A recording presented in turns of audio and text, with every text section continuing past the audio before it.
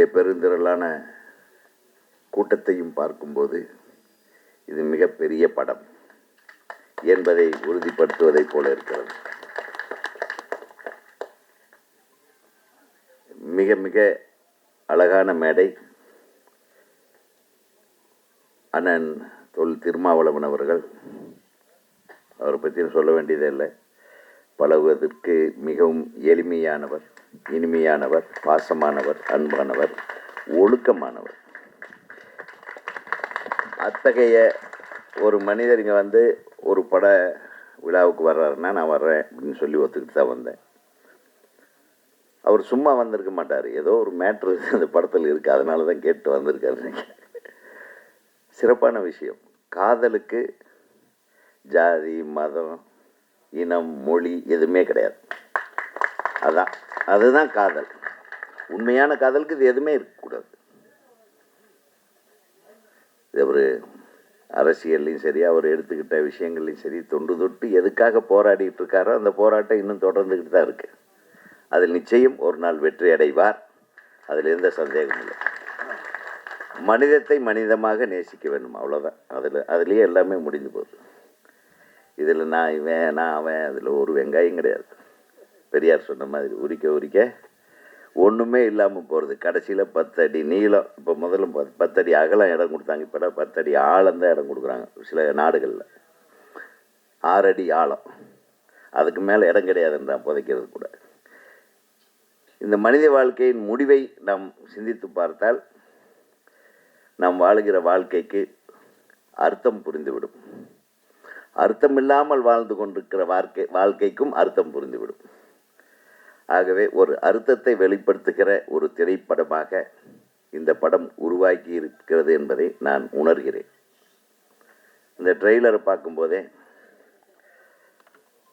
அது உத்தமமான ஒரு காதலின் வெளிப்பாடு, அதற்கு வருகிற எதிர்ப்பு, அதுக்கு பின்னால் என்ன நடக்கிறது, அம்பேத்கர் அவர்கள் தொடங்கி அண்ணன் திருமாவளவன் வரையிலும் இந்த போராட்டம் தொடர்ந்து கொண்டுதான் இருக்கிறது. ஆனால் ஒரே ஒரு விஷயத்தை மட்டும் நான் உங்களிடம் உறுதியாக சொல்லிக் கொள்கிறேன். ஒரு திரைப்பட குழுவிலும் சரி, திரைப்பட உலகத்திலும் சரி, திரையரங்குகளிலும் சரி, ஜாதி என்பது இல்லை. ஜாதி இல்லாத ஒரு சமுதாயம் திரை சமுதாயம் என்பதை தலைவர்கள் கூட பேசும்போது அதை குறிப்பிட்டால் மிகவும் சிறப்பாக இருக்கும். ஏன்னா எங்களுக்குள்ள ஜாதியே கிடையாது. உட்கார்ந்து படம் பார்க்கும்போது என் பக்கத்தில் யார் உட்காந்துருக்கான்னு தெரியாது. ஒரு சிறந்த மனிதனை உருவாக்குவதற்குண்டான ஒரு மேடையாகத்தான், ஒரு களமாகத்தான் திரை உலகத்தை நாம் பார்த்து கொண்டிருக்கிறோம். அது நடந்து கொண்டிருக்கிறது. பல விஷயங்களில் பல பெரிய புரட்சிகளை எல்லாம் உருவாக்கி ஒரு மிகப்பெரிய நாட்டிலே ஒரு புரட்சியை உருவாக்கியதே சினிமா தான். ரஷ்யாவில் சினிமா படத்தை எடுத்து தான் எவ்வளவு கொடுமைகள் இந்த சார் மன்னர்கள் செய்கிறார்கள் என்பதை காட்டினார்கள். அப்போது ஊமை படமாக கேமராவிலேயே ஷூட் பண்ணி கேமராவையே அது டெவலப்பராக கொண்டு அதே கேமராவை ப்ரொஜெக்டர் ஆக்கி ஓடுகிற ரயிலிலும் மறைவிடங்களிலும் அந்த படங்களை எல்லாம் எப்படி சார் மன்னர்கள் உழைப்பாளர் வர்க்கத்தை துன்புறுத்துகிறார்கள் என்பதை எடுத்து காட்டிய படங்கள் தான் ஒரு மிகப்பெரிய போராட்டத்துக்கு ஸ்டாலின் அவர்களுக்கும் லெனின் அவர்களுக்கும் உறுதுணையாக இருந்தது. அந்த காலத்திலே அந்த காலத்து திரைப்படங்கள் இது சரித்திரத்தில் இருக்கிறது. நீங்கள் படித்து பார்க்கலாம். அந்த படங்களெல்லாம் நான் பார்த்துருக்கிறேன். அத்தகைய திரைப்படங்கள் பல நாட்டின் வரலாறுகளையே மாற்றி இருக்கிறது என்றால் நம் நாட்டு திரைப்படங்களும் அதற்கு மாறுபடாது என்று நான் எதிர்பார்க்கிறேன். ஏன்னா நிறைய விஷயங்கள் கமர்ஷியல், பணத்துக்காக படம் எடுக்கிறது, உணர்வுக்காக படம் எடுக்கிறது, உரிமைக்காக படம் எடுப்பது, ஜாதிய வேறுபாடுகளுக்காக படம் எடுக்கிறது என்று பல கோணங்களில் கடைசியில் இறுதியிலே பணம் தான் ஜெயிக்கிறது. அதுதான் சினிமா. நம்ம இந்தியாவை பொறுத்தவரையில், நம்ம தமிழ்நாட்டை பொறுத்தவரையில் நல்ல சினிமாக்கள் என்றைக்கு வெற்றி பெறுகிறதோ அன்றைக்கு நமக்கு எல்லா சுதந்திரமும் கிடைத்துவிடும் என்று நான் உங்களிடம் சொல்லிக்கொள்ள ஆசைப்படுகிறேன். ஒரு நல்ல சினிமாவை உருவாக்கி இருக்கும் அன்பு தம்பி லோக பத்மநாபன், அவர் இவ்வளவு திறமையான இசையமைப்பாளராக இருப்பாரான்னு நான் எதிர்பார்க்கல. மிக அழகாக எல்லா பாடல்களும், மிக அருமையான டியூன்ஸ். நான் ரொம்ப ரொம்ப மயங்கினேன். அதை பாடல்களாக பாடல் எழுதிய கவிஞர் பேர் என்ன? அரவிந்த். சூப்பராக எழுதியிருந்தார். அதாவது இந்த வாழ்வியல் விஷயங்களை அழகான வார்த்தைகளோட தெளிவாக இருந்தது பாட்டுக. உண்மையிலுமே hats off for both of you. ஒரு இயக்குனர் எந்த அளவுக்கு தெளிவாக ஒரு விஷயத்த சொல்கிறான்றது ஒரு 4 ஷாட்டை பார்த்தா நான் சொல்லிடுவேன், இந்த தரமான படத்தை தான் எடுத்திருக்காரு அப்படின்னு. அந்த தரம் இந்த படத்தில் தெரிகிறது. அவர் எடுத்துக்கொண்ட முயற்சி மிகப்பெரிய முயற்சி. அதை காதல் என்ற உணர்வை வைத்து நம்ம சொல்ல வேண்டிய விஷயத்தை அவர் சொல்லியிருக்காரு. அது அனைவருக்கும் போய் சேர வேண்டும். நம்ம இன்னைக்கு வாழ்த்திடுறோம். இந்த மேடையில் அண்ணனும் வாழ்த்திடுறாங்க. இந்த கவிஞர் என்னுடைய நீண்டகால நண்பர் காசி முத்துமாணிக்கம் அவர்கள், அது என் தம்பி அறம் பட இயக்குனர் நம்ம நயினார் அவர்கள், இவங்கெல்லாம் இருக்காங்க. ஒரு மிகச்சிறந்த இயக்குனர் அவர். அற்புதமான படங்களை கொடுத்து கொண்டிருப்பவர். அவர் மிகச்சிறந்த ரைட்டர். அவர் தம்பி சிரிக்கிறத பாருங்க, அப்படியே அன்பார். அவருக்கு ஒரு கைத்தட்டு. என்ன அவ்வளோதான். அவங்கெல்லாம் நல்ல படங்களை தொடர்ந்து எடுக்கணும். நல்ல படங்களுக்கு ரசிகர்கள் இருக்க வேண்டும். சும்மா ஸ்லோ மோஷனில் ஒரு மிஷின் கன் எடுத்து ஒரு 100 பேர்த்த சுடுறதுக்கு மட்டுமே கைத்தட்டுற ஆடியன்ஸுகளை மாத்திர படங்களாக இந்த மாதிரி படங்கள் வர வேண்டும். ஏன்னா சலிச்சு போச்சு, வெறுத்து போச்சு. இப்போ அந்த காலத்தில் புரட்சி தலைவர் எம்ஜிஆர் அவர்கள் நடித்த படங்களை பார்த்தீர்கள் என்றால், அவர் மக்களோட பிரதிநிதியாக இருப்பார். ஒரு உழைக்கும் வர்க்கத்தின் பிரதிநிதியாக தான் அனைத்து படங்களிலும் இருப்பார். அவருடைய போராட்டம் எல்லாம் பூர்ஷ்வாக்களை எதிர்த்துத்தான், பணக்காரர்களை எதிர்த்துத்தான். அந்த ஒரு மனுஷன் தன் வாழ்நாள் பூரா நடித்த அனைத்து படங்களிலும் ஏழைகளின் குரலை ஒலித்தவர் புரட்சி தலைவர் எம்ஜிஆர் அவர்கள். அந்த மாதிரி ஒரு ஹீரோ இன்னைக்கு இருக்க முடியுமா? இன்னைக்கு கையில் சிகரெட்டு, டேபிளில் ஒரு பாட்டிலு, கால் மேலே கால், கையில் ஒரு துப்பாக்கி இல்லாமல் எந்த பெரிய ஹீரோ படமும் ஓட மாட்டேங்குது. அவங்க நினச்சிக்கிறாங்க. இந்த தம்பி இந்த படம் ரொம்ப அழகாக நடிச்சிருக்கார். தம்பி இருக்கார், அவர் ஹீரோயின். இதே தானே ஆடாப்பா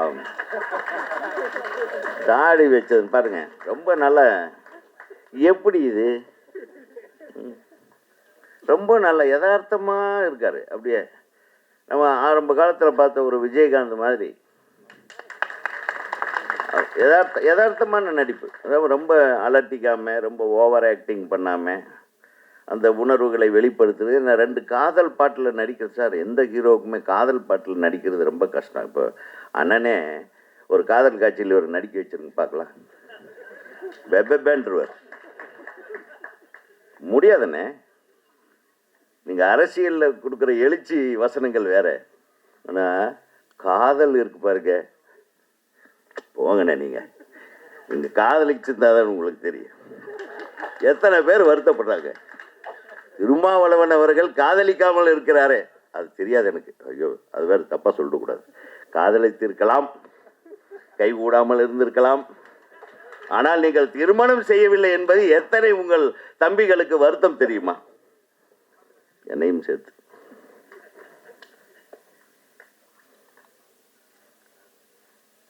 அது ஒரு உணர்வுண்ணே. அதை மிஸ் பண்ணிட்டீங்களோன்னு எனக்கு நான் பர்சனலாக ஃபீல் பண்ணுறேன். சாரி, மேடையில் பேசிருக்கக்கூடாதுன்னுவோம். பட் இருந்தாலும் ஓகே. ஒரு அன்பு தலைவனிடம் நான் ஒரு தம்பி கேட்குறேன், சார் காதலிச்சு பார்த்தா தான் சார் அந்த உணர்வு தெரியும், அந்த பிரச்சனை தெரியும். இவருக்கு தெரியும். இப்போ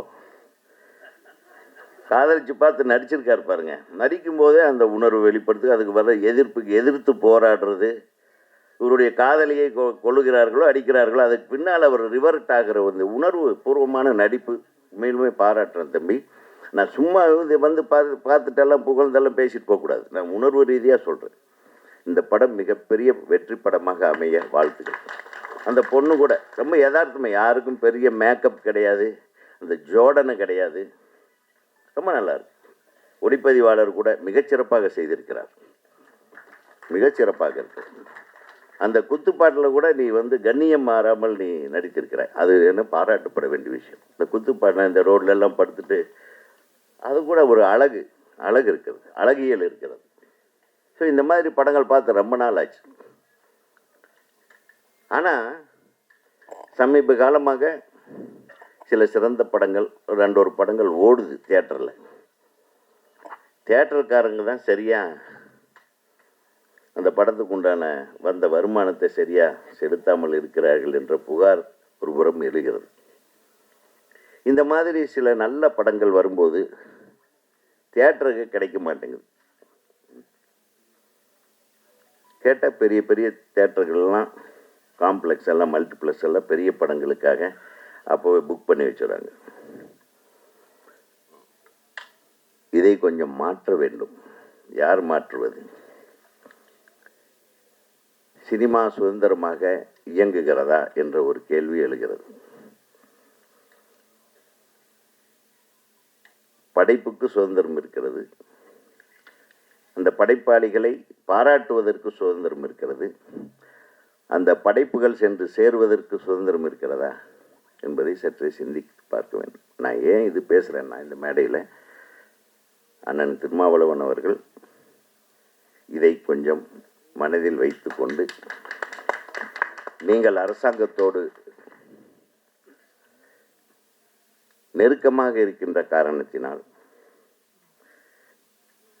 இந்த மாதிரியான படைப்பாற்றல் மிக்க இளம் இயக்குநர்களாகட்டும், நடிகர்களாகட்டும், அவர்களுடைய வாழ்க்கை வளம் பெறுவதற்காகவும், நல்ல விஷயங்கள் மக்களை சென்று சேர வேண்டும் என்பதற்காகவும், எத்தனை இது சும்மா ஒரு 5 லட்சம் 10 லட்சத்தில் எடுத்துட முடியாது. இந்த படம் கொஞ்சம் ஒரு 2-2.5 கோடி செலவு பண்ணியிருப்பாங்க. இந்த பணத்தை எப்படி எடுக்கிறது? இருக்கிற தியேட்டர்கள் எல்லாம் இப்போல்லாம் கல்யாண மண்டபம் ஆகிட்டாங்க பெருசாக, பெரிய அளவில். அதில் பெரிய வருமானம் வருதுன்ட்டு மல்டிப்ளெக்ஸ் எல்லாம் பெரிய ஃபாரின் படங்கள், அப்புறம் இப்போ பேன் இண்டியா படங்கள்னு ஒரு இது வருது இல்லையா, பெரிய பெரிய நடிகர்கள் படங்களுக்காக அவங்க வச்சிடறாங்க. கலெக்ஷனே வரமாட்டேங்குது. இன்னொரு இடம் வந்து நமக்கு கலெக்ஷன் வந்துட்டு இருந்தது, சேட்டலைட் ரைட்ஸு, அதுவும் கிடைக்க மாட்டேங்குது. யாரும் வாங்குறதில்லை, சேட்டலைட்டு எந்த தொலைக்காட்சியும் வாங்குவதில்லை. அப்புறம் இந்த ஓடிடி என்பது வந்தது, அதுவும் வந்து இதே மாதிரி ஒரு டாமினேஷன், பெரிய நடிகர்கள் படங்கள் மட்டும் வாங்கினாங்க. இப்போ அதுவும் வாங்கிறதில்லை. இப்போ தியேட்டரை மட்டுமே நம்பிதான் அனைத்து சிறு முதலீட்டு தயாரிப்பாளர்கள் படம் எடுக்கிறார்கள். அவர்களை எப்படி பாதுகாப்பது? அரசாங்கத்திடம் நீங்கள் பேசி, ஒவ்வொரு பஞ்சாயத்துலேயும் அல்லது ஒவ்வொரு நகராட்சியிலையும், சின்ன சின்ன டவுன்கள் எல்லாம் ஒரு 2 தியேட்டர் அரசாங்க நிலத்திலேயே ஒரு 200 பேர் 250 பேர் உட்கார்ந்து பார்க்குற மாதிரியான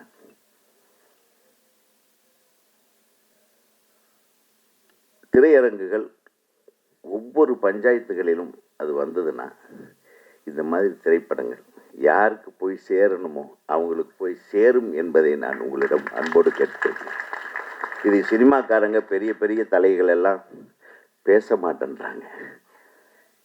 அதனால இந்த மேடையில் இருக்கிற நீங்கள் அதை பேசணும் அரசாங்கத்துக்கிடம் என்ற உங்களிடம் ஒரு கோரிக்கையை வைத்து, இந்த திரைப்படத்தில் பங்காற்றிய அனைத்து நடிகர் நடிகைகளையும், அனைத்து தொழில்நுட்ப கலைஞர்களையும் வாழ்த்தி, இந்த படம் மிக சிறப்பாக வெளிவந்து மக்களை சென்று சேர வேண்டும் என்று கூறி வாழ்த்து கூறி விடைபெறுகிறேன்.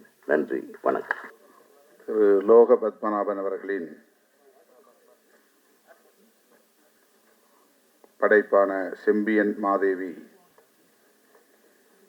திரை காவியத்தின் இசை மற்றும் முன்னோட்ட காட்சி வெளியீட்டு விழாவை சிறப்பிக்கிற வகையில் பங்கேற்று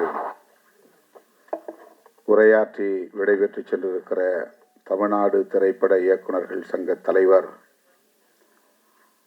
மதிப்புமிகு ஆர்.வி. உதயகுமார் அவர்களே, எழுத்தாளர் ஓவியா அவர்களே, திரு துரைசாமி அவர்களே, திரு விஜயமுரளி அவர்களே, திரைப்பட இயக்குநர்கள் திரு சுப்பிரமணிய சிவா அவர்களே, திரு ராஜா ஆனந்த் அவர்களே, தொழிலதிபர் பரசு முருகையன் அவர்களே, திரைப்பட இயக்குனர் மந்திரமூர்த்தி அவர்களே, இயக்குனர் சுரேஷ் மாரி அவர்களே, தோழர் உலக சினிமா பாஸ்கர் அவர்களே, திரைப்பட நடிகைகள் மஸ்கரா அவர்களே, அஸ்மிதா அவர்களே, பாடலாசிரியர் அரவிந்த் அவர்களே, திரைப்பட இசையமைப்பாளர் திரு ஏ.டி. ராம் அவர்களே, இந்த நிகழ்வில் பங்கேற்று வாழ்த்தி உரையாற்றி அமர்ந்திருக்கிற கவிஞர் அண்ணன் காசி முத்துமாணிக்கம் அவர்களே,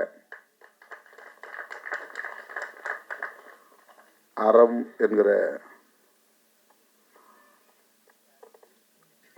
ஒரு வரலாற்று காவியத்தை படைத்த நமது இயக்குனர் கோபி நயினார் அவர்களே, மற்றும் இந்த திரைப்படத்தில் இந்த படைப்பாக்கத்தில் இயக்குனர் லோக பத்மநாபன் அவர்களுக்கு துணை நின்ற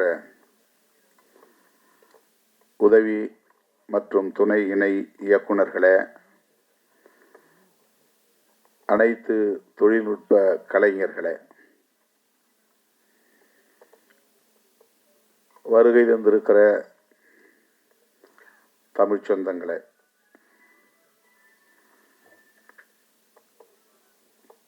திரு லோக பத்மநாபன் அவர்களே, உங்கள் அனைவருக்கும் என்னுடைய பணிவார்ந்த வணக்கத்தை தெரிவித்துக் கொள்கிறேன். சற்று காலந்தாழ்ந்து வர நேர்ந்தமைக்கு முதலில் வருத்தத்தை தெரிவித்துக் கொள்கிறேன்.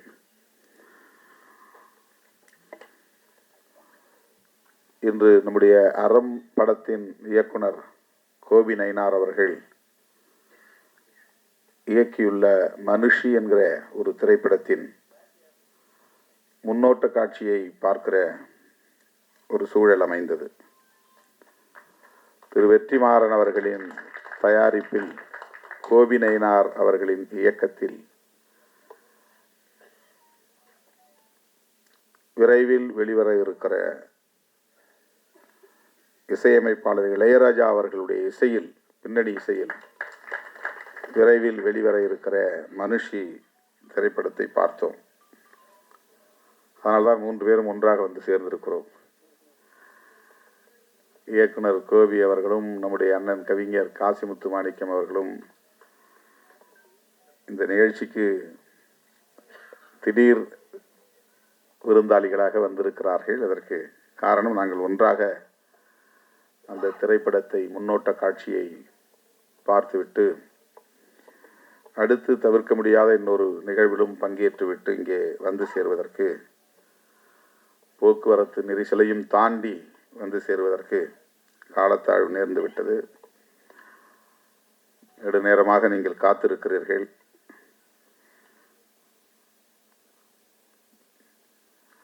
நான் நீண்ட நேரம் எடுத்துக்கொள்ள விரும்பவில்லை.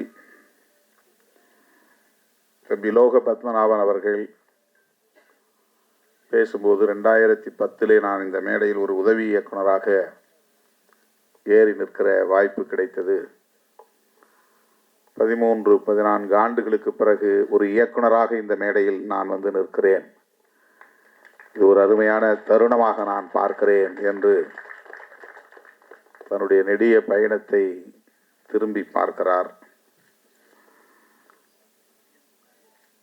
இந்த இடத்தை எட்டுவதற்கு ஒரு மாமாங்கம் தேவைப்பட்டிருக்கிறது. 12 ஆண்டுகளுக்கு மேலாக எப்படி இவர் இயக்குகிறார், எழுதுகிறார், நடிக்கிறார், இசையும் அமைக்கிறார் என்று பலரும் இங்கே வியப்பாக கேள்வி எழுப்பினார்கள். அதற்கு நான் விடை சொல்கிறேன் என்று தன்னுடைய போராட்ட வாழ்வை பகிர்ந்து கொண்டார். எத்தனை திரைப்படங்களில் உதவி இயக்குனராக, எத்தனை திரைப்படங்களில் துணை இயக்குனராக, இணை இயக்குனராக பணியாற்றினேன். தமிழை தாண்டி தெலுங்கு போன்ற பிற மொழிகளிலும் நான் பணியாற்றி இருக்கிறேன். 5 ஆண்டு காலம் இசை மாணவனாக பட்டய வகுப்பில் பயின்று தேர்ச்சி பெற்றிருக்கிறேன் என்று தனக்குள்ள தகுதி நிலைகளையும் இங்கே எடுத்துரைத்தார். இத்தனை தகுதிகள் இருந்தும், ஆற்றல் இருந்தும், அனுபவம் பட்டறிவு இருந்தும், தான் எண்ணியதை எய்துவதற்கு, அடைவதற்கு இந்த களத்தில் எவ்வாறு போராட வேண்டியிருக்கிறது என்பதைத்தான் அவருடைய உரை நமக்கு உணர்த்தி இருக்கிறது. 13 ஆண்டுகளுக்கு பிறகு ஒரு இயக்குனராக இப்போது அவர் இந்த மேடையிலே நிற்கிறார். அவர் இயக்கிய, படைத்திருக்கிற அந்த திரைப்படத்தின் இசை தட்டினை வெளியிடுவதற்கான ஒரு வாய்ப்பை எனக்கு வழங்கி எனக்கு பெருமை சேர்த்திருக்கிறார். அதற்காக நான் அவருக்கு முதலில் நன்றியை தெரிவித்துக் கொள்கிறேன். திரைப்படத்தை முழுமையாக பார்த்தால்தான் அதை பற்றி நாம் சொல்ல முடியும். ஆனாலும் அதன் கருப்பொருள் என்ன என்பதை நம்முடைய ஆர்வி உதயகுமார் அவர்களும் சரி, எனக்கு முன்னர் பேசிய அனைவரும் சரி கோடிட்டு காட்டியிருக்கிறார்கள், தொட்டு பேசியிருக்கிறார்கள். தமிழ்நாட்டில் காதல் என்பதும் ஒரு அரசியலுக்கான பேசுபடு பொருளாக மாறியிருக்கிறது. காதலை பற்றியும் பேசி அரசியல் ஆதாயம் தேட முடியும் என்பது தமிழக அரசியலில்தான் முதலாக நாம் பார்க்கிறோம். அரசியல் ஆதாயத்திற்கு காதலையும் பயன்படுத்துவது, அதையும் ஒரு மூலதனமாக மாற்றிக்கொள்வது. ஒருபடி அரசியல்வாதியை தாண்டி சினிமா துறையில் இருப்பவர்களும் கூட நாடக காதல் என்கிற பெயரிலே அதையும் அரசியலாக்கி அல்லது வணிகமாக்கி ஆதாயம் தேட பார்க்கிறார்கள். அவர்கள் அரசியல்வாதியிடமும் கெட்டிக்காரர்கள். அரசியல்வாதிகளையும் தூக்கி சாப்பிடக்கூடிய அளவுக்கு கெட்டிக்காரர்களாக இருக்கிறார்கள். என் பெயரை சொல்லியும் பிழைக்கிறார்கள். பிழைத்து விட்டு போகட்டும் என்று நான் அதை கண்டுகொள்ளவில்லை. எனக்கும் அதற்கும் அவர்கள் சொல்லுகிற பொருளுக்கும் சம்பந்தமே கிடையாது. என் பெயரை சொல்லி ஒரு படம் தயார் பண்ணி அதிலே வணிகம் செய்ய முடியும் என்கிற அளவுக்கு நான் ஒரு மூலதன பொருளாக இருக்கிறேன் அவர்களுக்கு என்று சில நேரங்களில் நான் தோழர்களோடு பகிர்ந்து கொள்வதுண்டு. காதல் என்பது காலம் காலமாக பேசப்பட்டு வருகிற ஒரு உயர்ந்த சொல், சிறந்த சொல். மனிதன் தோன்றிய காலத்திலிருந்து மனித குலத்தை வழிநடத்துகிற ஒரு வலிமை மிக்க சொல் காதல். யாரும் சொல்லி வருவதில்லை, தூண்டியும் வருவதில்லை. அது ஒரு இயல்பான உணர்வு.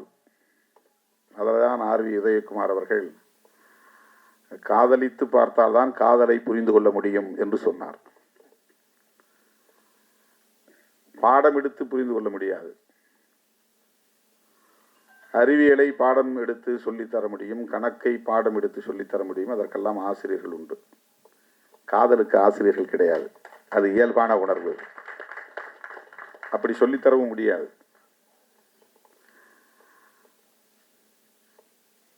அது எல்லா உயிரினத்திலும் இருக்கிறது. ஆண்கள் பெண் மனித குலத்தில் மட்டுமல்ல, உயிரினங்களுக்கு இருக்கிற ஒரு பொதுவான உணர்வு அது.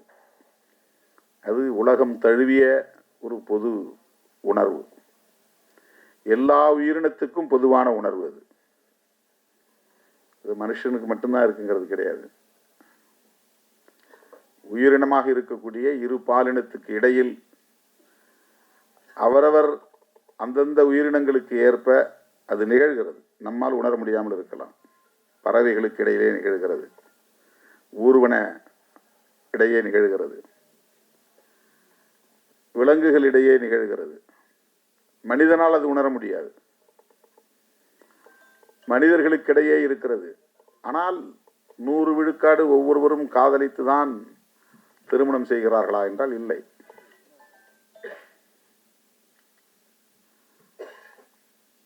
ஒரு கிராமத்திலே ஒரு வயதொத்த இளம் ஆண்கள் அல்லது இளம் பெண்கள், ஒரு 20 ஆண்கள் அல்லது 20 பெண்கள் இருக்கிறார்கள் என்று சொன்னால்,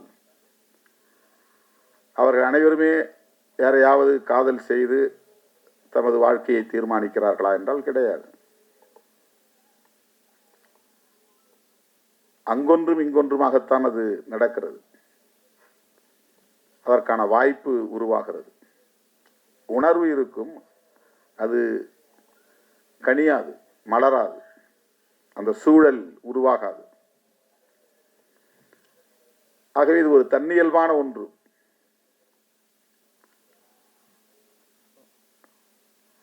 அதனை ஏதோ திட்டமிட்டு யாரோ சொல்லி டிஷர்ட் போட்டால், ஜீன்ஸ் போட்டால், கூலிங் கிளாஸ் போட்டால் பெண்கள் மயங்கி விடுவார்கள், அந்த டிஷர்ட் போட்டவன் பின்னாலேயே பெண்கள் போய் விடுவார்கள் என்பதை போன்ற ஒரு தோற்றம் இங்கே உருவாக்கப்பட்டு அதற்கு ஒரு பெயரை சூட்டியிருக்கிறார்கள், நாடக காதல் என்று. அப்படி ஒன்று இருக்கவே முடியாது. காதல் காதல் தான், அவ்வளவுதான். இன்னொன்று அப்படி ஒன்று இல்லை, அப்படி ஒன்று இருக்க முடியாது. நாடகம் செய்தெல்லாம் யாரும் யாரையும் ஏமாற்றி விட முடியாது.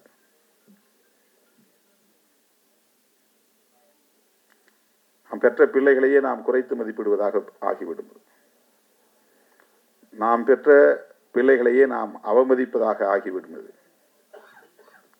இழிவு செய்வதாக ஆகிவிடுவது.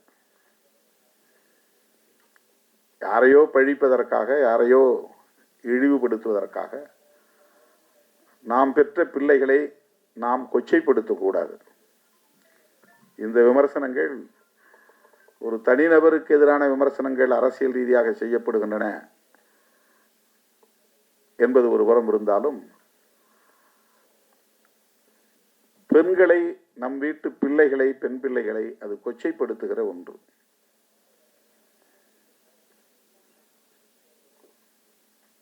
அதை ஒருபோதும் நியாயப்படுத்த முடியாது. என்னிடத்திலே ஒரு பத்திரிகையாளர் கேட்டார், நான் திருப்பி கேட்டேன், திருமாவளவன் பிறப்பதற்கு முன்பு இந்த மண்ணில் காதல் இல்லையா?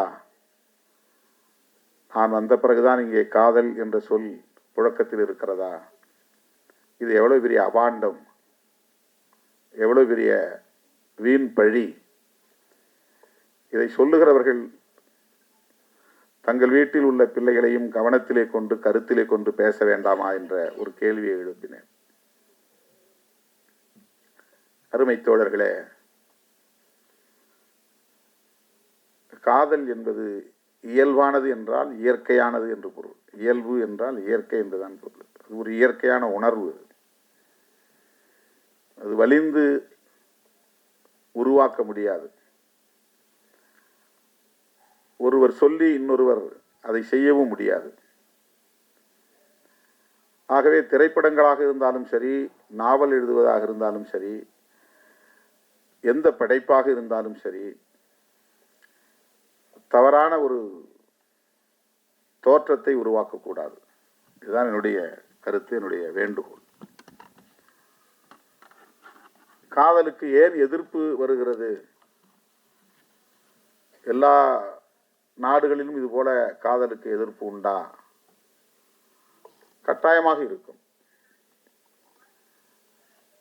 காதலுக்கு எதிர்ப்பு கட்டாயமாக இருக்கும். அதனுடைய பரிமாணங்கள் நாட்டுக்கு நாடு வேறுபடுகிறது. இந்தியாவை பொறுத்தவரையில் ஏற்கனவே இங்கு நிறுவப்பட்டிருக்கிற ஒரு கருத்தியல்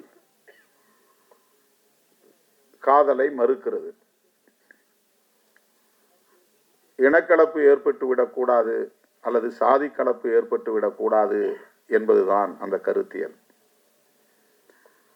சாதி தூய்மைவாதம் என்பதுதான் அந்த கருத்தியல். சாதி விட்டு சாதி திருமணம் செய்தால் ஒரு சாதிக்கான பாரம்பரியத்தில் களங்கம் ஏற்பட்டுவிடும். அந்த சாதி காப்பாற்றி வருகிற தூய்மை களங்கப்பட்டுவிடும். எனவே திருமணத்தை சாதிக்குள்ளேயே பண்ண வேண்டும் என்பது இங்கே ஒரு கருத்தாக நிறுவப்பட்டிருக்கிறது. எஸ்டாபிளிஷ்ட் அகமண முறை, எண்டோகாமி. இது எஸ்சி எஸ்டி மக்களுக்கும் இதர மக்களுக்கும் இடையிலான பிரச்சனை கிடையாது. ஒவ்வொரு சாதிக்கும் இடையிலான பிரச்சனை இது. ஒவ்வொரு சாதிக்கும் இடையிலான பிரச்சனை இது. சாதியிலேயே உயர்ந்த சாதி என்று கருதப்படுகிற பிராமணர்கள் தனித்தனி சாதிகளாகத்தான் இருக்கிறார்கள். அங்கேயும் அகமண முறைதான் உண்டு, புறமண முறை கிடையாது. அங்கேயும் அகமண முறைதான். சாதி கலப்பு ஏற்படக்கூடாது என்பது அங்கேயும் இருக்கிறது. சாதி தூய்மைவாதம் அங்கேயும் இருக்கிறது. ஆகவே காதல் ஆர்.வி. உதயகுமார் அவர்கள் சொன்னதைப் போல சாதி, மதம், மொழி, இனம் என்கிற வரையறைகளை தாண்டிய ஒன்று. அதை தடுப்பது இந்த கருத்தியல். சாதி விட்டு சாதியெல்லாம் காதலிக்க கூடாது, காதலித்தால் வெட்டுவோம். இது ஏன் நிகழ்கிறது? இனக்கலப்பு ஏற்படக்கூடாது, சாதி தூய்மை பாதுகாக்கப்பட வேண்டும். சாதி தூய்மை பாதுகாக்கப்பட வேண்டும் என்பதற்காக தண்டனை வழங்கப்பட்டது. அந்த தண்டனையை வரையறுத்த சட்டம்தான் மனுஸ்மிருதி.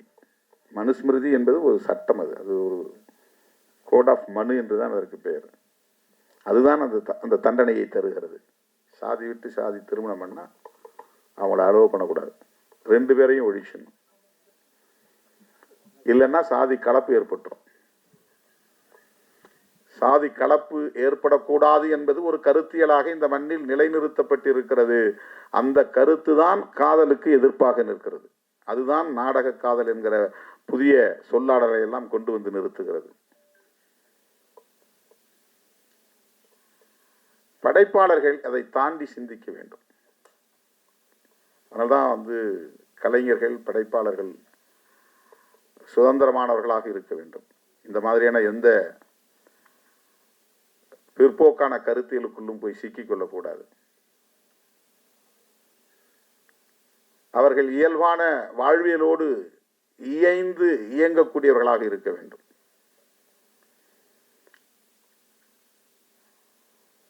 அந்த ஆளுமை உள்ளவர்களால் தான் சிறப்பான ஒரு படைப்பை தர முடியும். அதில் எந்த ஒரு கருத்தையும் ஏற்றக்கூடாது. என் கூட இருக்கிறதுனால நான் சொல்ற கருத்தை தான் சொல்லணும் அப்படின்னு ஒன்றும் கிடையாது. என் கூட இருக்கிற தோழர்கள் அவருக்கு ஒரு சுதந்திரம் இருக்கு. இப்போ அறம் படத்தினுடைய இயக்குனர் கோபி எம்மோடு இணைந்து அரசியல் களத்திலும் பணியாற்றுகிறார். ஆனால் அந்த சாயல் இருக்காது அவருடைய படைப்பில். அதுதான் அவருக்குள்ள ஆளுமை, அதுதான் அவருக்குள்ள சுதந்திரம். இன்னைக்கு படத்தை பார்த்து வந்த நானும் கவிஞர் காசிமுத்து மாணிக்கம் அவர்களும் அவரை பயங்கரமாக பாராட்டிக்கிட்டே வந்தோம். இந்த பாராட்டு மழையில் நினைஞ்சு உட்கார்ந்துருக்கிறாரு. இந்த படம் வெளியே வந்தால் அவர் யாருங்கிறது தெரியும், எவ்வளோ பெரிய இன்டலெக்சுவல் அப்படிங்கிறது தெரியும். அவரு படம்னா குத்துப்பாட்டு இருக்கணும், படம்னா காதல் காட்சி இருக்கணும், படம்னா சண்டை இருக்கணும், படம்னா வன்முறை இருக்கணும், படம்னா ஒரு வணிக நோக்கம் இருக்கணும் அப்படிங்கிறதெல்லாம் உடைச்சிருக்கிறார் அவர். வெறும் டிஸ்கஷன் தான் 2 மணி நேரம். ஒரு அறைக்குள்ளே உட்காந்து பேசிக்கிட்டே இருக்கிறாங்க, அவ்வளோதான். அதான் படம். அவுட்டோர் ஷூட்டிங்லாம் கிடையாது. ஊராக கேமராவை எடுத்துகிட்டு சுற்றுறதுலாம் இல்லை. ஒரு ரூமை பிடிச்சி ரூமில் 4 பேரை உட்கார வச்சு பேச வைக்கிறார். பாட்டு கிடையாது, டூயட் கிடையாது, லவ் இல்லை. இது மாதிரி எந்த பரிமாணங்களும் அதில் கிடையாது. இது படைப்பாளர்களுக்குள்ள ஒரு ஆளுமை. இது அதில் அவர் என்ன சொல்ல வர்றாருன்னா, மக்களை அறிவியலோடு இணைந்து வாழ கற்பிக்க வேண்டும். அறிவியல் என்ன சொல்ல, அறிவியல் சொல்றதுதான் யதார்த்தமான உண்மை. அறிவியல் தான் யதார்த்தமான உண்மை. அதுல எந்த விதமான புனைவும் இருக்காது. நம்பிக்கைங்கிற பேர்ல எந்த கற்பனையும் இருக்காது, எந்த திணிப்பும் இருக்காது அறிவியல்ல. அறிவியல் அவ்வளவுதான். அது நிறைய தத்துரூபமான காட்சிகள் அதில் பதிவு பண்ணியிருக்கிறாரு. பேப்பரை தூக்கி இப்படி எரிஞ்சால் அது பறக்குது, அதே பேப்பரை கசக்கி போட்டால் கீழே பொத்துன்னு விழுது. ஒரு ஃபிசிக்ஸ். ஒரு ஹீரோயினை வச்சு சொல்கிறார், இது ஏன் பிள்ளைகளுக்கு சொல்லிக் கொடுக்கணும், நீ வேற எதுவும் சொல்லித் தராத, சாதி ஆண்ட பரம்பரையெல்லாம் சொல்லிக் கொடுக்காத, அரச பரம்பரையெல்லாம் சொல்லிக் கொடுக்காத. அவன் எந்த காலத்திலேயும் ஆண்டான், இன்னைக்கு நீ பிச்சை எடுத்துக்கிட்டு தானே இருக்கிற. அவன் கோட்டையை கட்டி ஆண்டாலும் அவன் பரம்பரை இன்னைக்கு என்ன நிலையில் இருக்கு, அது நிலைக்காதுங்கிறது தான் அர்த்தம். கோட்டை கட்டி ஆண்டவன் பிள்ளை அர்த்தம் அது பரம்பரை, நான் மறுபடியும் அதே கம்பீரத்தோட இருப்பேன், யானையில் போவேன், குதிரை போவேன்னு போக முடியுதா? முடியாது. இதுதான் வாழ்க்கை. கோட்டை இருந்த இடம் இப்போ மண்ணா கிடக்குது. அதனால அதை சொல்றதுல எந்த அர்த்தமும் கிடையாது. அறிவியலை சொல்லி கொடுங்கிறார் இந்த படத்துல. அறிவியலை சொல்லி கொடு. அறிவியல்னா பரீட்சைக்கு எழுதுறதுக்கான அந்த சயின்ஸ் இல்லை, வாழ்வியலே ஒரு அறிவியல் தான். அந்த அறிவியல் அடிப்படையில் தான் உயிரினங்கள் எல்லாம் வாழ்கிறது. கற்பனைகளிலும் கற்பனையான நம்பிக்கைகளிலும் சிக்கி கிடக்கிற உயிரினம் தான் மனித குலம். இதுதான் கற்பிதங்களுக்குள் சிக்கி கிடக்கிற சமூகம். எனக்கு இன்னும் ஒரு பாரம்பரியம் இருக்கு, நான் இந்த குடும்பத்தை சார்ந்தவன் அப்படிங்கு, நான் இப்படிப்பட்ட ஆளு அப்படின்னு ஒரு ஈகோ, இது எல்லாமே கற்பிதங்கள். சாதி என்பது ஒரு கற்பிதம், மதம்ங்கிறது ஒரு கற்பிதம், கடவுள் என்பது ஒரு கற்பிதம். கடவுள் உண்டா இல்லையான்னு கேள்வி கேட்பேன். நீ கடவுள் நம்புறியா இல்லையா கேள்வி. அந்த டிஸ்கஷனை போகுது. உண்டா இல்லையாங்கிறது பிரச்சனை இல்லை,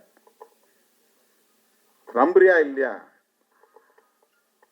கடவுளை பற்றி நான் எதுவும் பேச தேவையில்லை. மனிதனுடைய வாழ்க்கை தான் முக்கியமானது. நான் எப்படி வாழணும்னு நினைக்கிறேன், அவ்வளவுதான். இந்த வாழ்க்கையை எப்படி நான் வாழ்ந்துட்டு போகணும். ஒரு அருமையான ஒரு உரையாடலை அவர் 2 மணி நேரத்துக்கான ஒரு திரைப்படமா உருவாக்கி இருக்கிறார். இப்படிப்பட்ட படைப்பாளர்கள் தான் இப்போ தேவைப்படுகிறார்கள். அதுதான் ரொம்ப முக்கியம். என் கூட இருக்கிறாரு, நீங்க நான் பேசுகிற அரசியல்லாம் நீங்கள் அதில் பேசக்கூடாதா, அந்த வசனங்கள்லாம் அதில் வைக்கக்கூடாதா, என்ன அந்த சாயல் இல்லை அப்படின்னு நான் அவரை தூண்ட முடியாது. அப்படி கருத்தை திணிக்கவும் கூடாது. அது வேறு. அவர் 24 மணி நேரம் அரசியல் பண்றாரு, ஆனா படத்துல அது அந்த சாயல் இருக்காரு. அந்த சாயல் இல்லை. அறம்னு ஒரு படம் நீங்க பார்த்தா தெரியும். இப்போ கற்பிதங்களுக்குள்ளே சிக்கி கிடக்கிற மானுடத்தை மீட்பது என்பதுதான் படைப்பாளர்களின் போராட்டமாக இருக்க வேண்டும். கற்பிதங்களுக்குள் சிக்கி கிடக்கிற மானுடத்தை மீட்பதுதான் படைப்பாளர்களின் ஆளுமையாக இருக்க வேண்டும். அதுதான் ரொம்ப முக்கியமானது.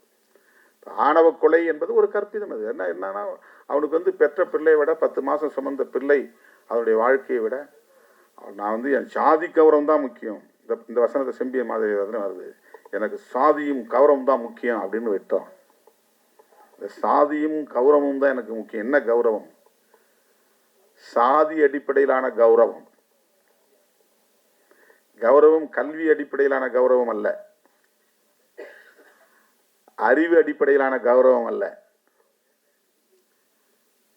ஆற்றல் அடிப்படையிலான கௌரவம் அல்ல, சாதி அடிப்படையிலான கௌரவம். செம்பியன் மாதவி படத்துல லோக பத்மநாபன் எழுதிய வசனத்துல வில்லனா நடிக்கிறவர் சொல்றார், எனக்கு சாதியும் கௌரவம் தான் முக்கியம் அப்படின்னு அப்படியே அருவாலை வச்சு ஹீரோவை வெட்டுறார். தமிழ்நாட்டில் மட்டுமல்ல, இந்தியா முழுவதும் உள்ளது. இது கற்பிதம். இது வந்து வரட்டு கௌரவம். நாம் அந்த கௌரவ கொலைன்னு சொல்லுவாங்க, நான் வரட்டு கௌரவ கொலைன்னு சொல்லுவேன். இப்போ இது ஆணவ கொலைன்னு நம்ம பதிவு பண்ணுறோம்.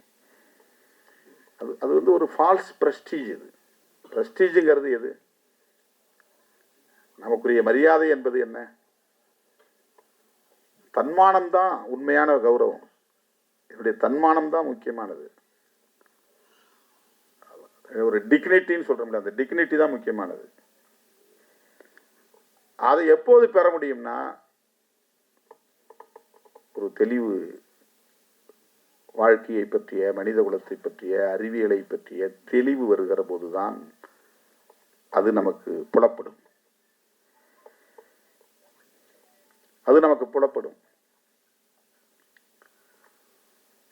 ஆகவே செம்பியன் மாதேவி ஒரு ட்ரெய்லர் தான் போட்டிருக்காரு, முழு படம் நம்ம பார்க்கல. அதில் வரக்கூடிய காட்சி, அதில் வரக்கூடிய வசனம், காதலுக்கு எதிர்ப்பு சாதியின் பெயரால் இருக்கிறது. அதை பற்றி அதில் பேசப்படுகிறது என்பதை நம்மால் உணர முடிகிறது. இதை ஏன் திரும்ப திரும்ப பேச வேண்டும்? எதற்காக இதை திரும்ப திரும்ப நாம் படமாக்க வேண்டும்?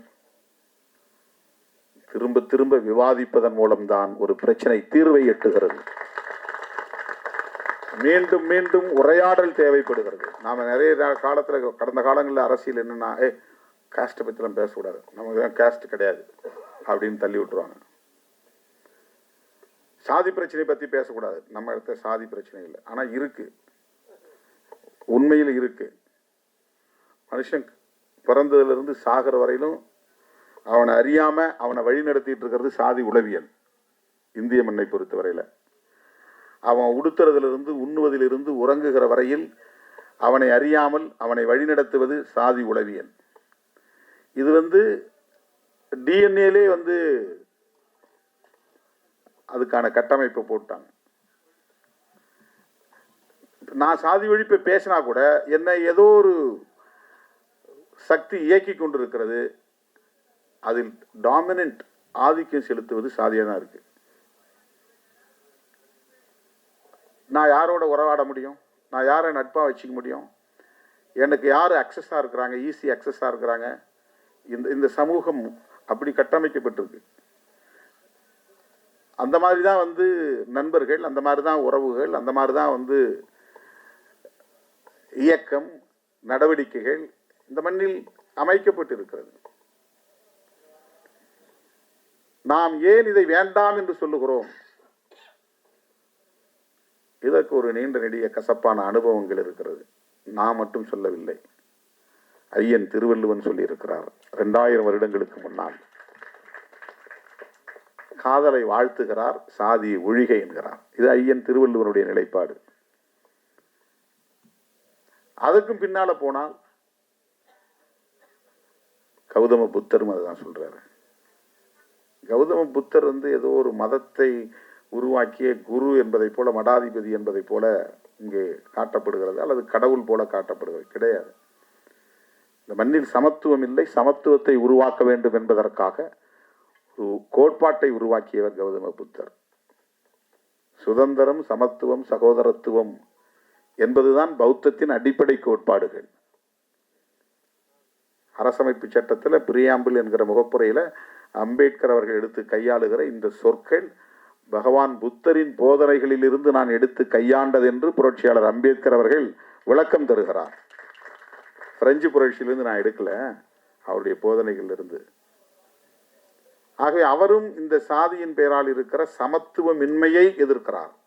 சனாதனத்தால் நிறுவப்பட்டிருக்கிற சமத்துவமின்மையை எதிர்க்கிறார். பிறப்பின் அடிப்படையில் உயர்வு தாழ்வு என்று இங்கே நிறுவப்பட்டிருக்கிற இந்த கருத்தியலை, இந்த உளவியலை அவர் கட்டுடைக்கிறார். அதுதான் பௌத்தம். ஆகவே இது ஏதோ புதுசா நாம பேசுற அரசியல் கிடையாது. நம்ம இப்ப பேச வேண்டாம், காதலுக்கு மரியாதை கொடுக்கணும், காதலை வந்து சாதியின் பெயரால தடுக்கக்கூடாது அப்படின்னு நம்ம பேசுறோம்னா இது நம்முடைய கருத்து கிடையாது. இப்ப 1000 ஆண்டுகளுக்கு மேலாக இங்கே பேசப்பட்டு வருகிற கருத்து தான். ஆக இன்னும் உரையாட வேண்டிய தேவை இருக்கிறது. இந்த 2000 வருஷம் பத்தல, இன்னும் உரையாட வேண்டிய தேவை இருக்கிறது. இன்னும் 2000 வருஷம் கூட பிடிக்கலாம். இதை கடந்து மனிதன் முதிர்ச்சி அடைவதற்கு, பக்குவம் அடைவதற்கு, உயர்ந்த நிலையை எட்டுவதற்கு உளவியல் பக்குவமடைந்த உளவியலை பெறுவதற்கு இன்னும் பல 100 ஆண்டுகள் கூட ஆகலாம்.